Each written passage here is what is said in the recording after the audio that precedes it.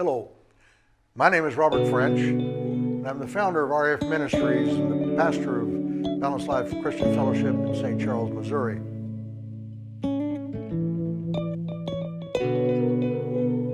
Welcome to today's episode of Daily Bread.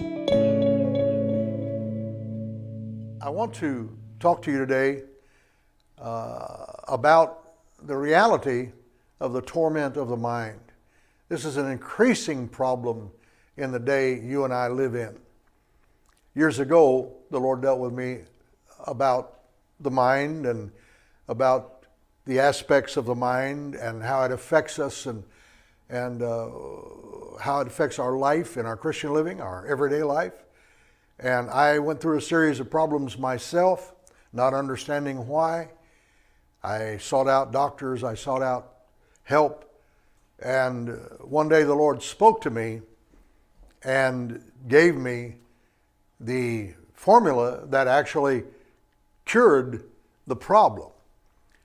And from that, I made a series called the Balanced Life, had the Balanced Life format rather, and it covered four areas of balance in our life. And so from that, I began to get well. And I think that unless we understand this in light of Scripture and in light of what God said to us, we're going to continue to have the problem. So in this series, we want to go through some of these things and minister about how we ought to conduct ourselves, how we ought to control ourselves and control the mind so that we can have the peace that God promised us. I want to give you some statistics here about the problems we face in our country at this present time. Now, these statistics are from several years ago, and from what I've read, they haven't gotten better. They've actually gotten worse. But some of the things I'll quote here are from like 2014, 2015, up to 2018, but it hasn't got any better. According to a website called Teen Help, they say that suicide in the United States has surged to the highest levels in nearly 30 years. And that's according to a federal data analysis that they found, which increases in every age group except older adults. Researchers also found an alarming increase among girls 10 to 14, whose suicide rate, while still very low, has tripled. The number of girls who killed themselves, for instance, in 1999 was 50. In 2014, that had risen to 150. They made it into a series called 13 Reasons Why. And fans of that series say it increases much needed awareness about teen suicide, which currently is the second leading cause of death for children and young people 10 to 24 years old. The series focused on bullying, cyberbullying, underage drinking, sexual assault, and guns in the home.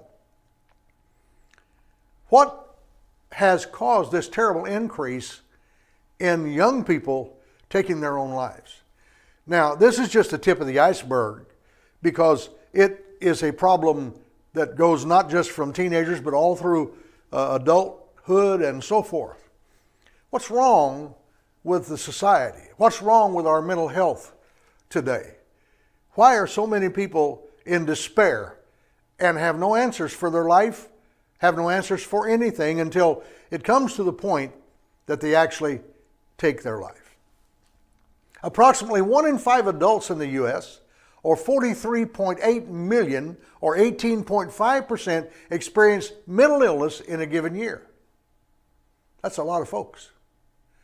Approximately 1 in 5 youth aged 13 to 18, or 21.4%, experiences a severe mental disorder at some point during their life, and for children 8 to 15, the estimate is 13%. Among the 20.2 million adults in the U.S. who experienced a substance use disorder, 50.5%, or 10.2 million adults, had a co-occurring mental illness. In other words, their substance abuse was occurring along with a mental illness. And these are just the ones that have come forward and said something about it and have been taken care of by a doctor or a hospital someplace. How many more are there that haven't reported it because for some reason they were afraid or ashamed or didn't know what to do or where to go or anything? 70% of youth in juvenile justice systems have at least one mental health condition, and at least 20% live with a serious mental illness. Half of all chronic mental illness begins by age 14. By age 14. 3/4 by age 24. Despite effective treatment, there are long delays, sometimes decades, between the first appearance of symptoms and when the people get help. We have a terrible problem in this country.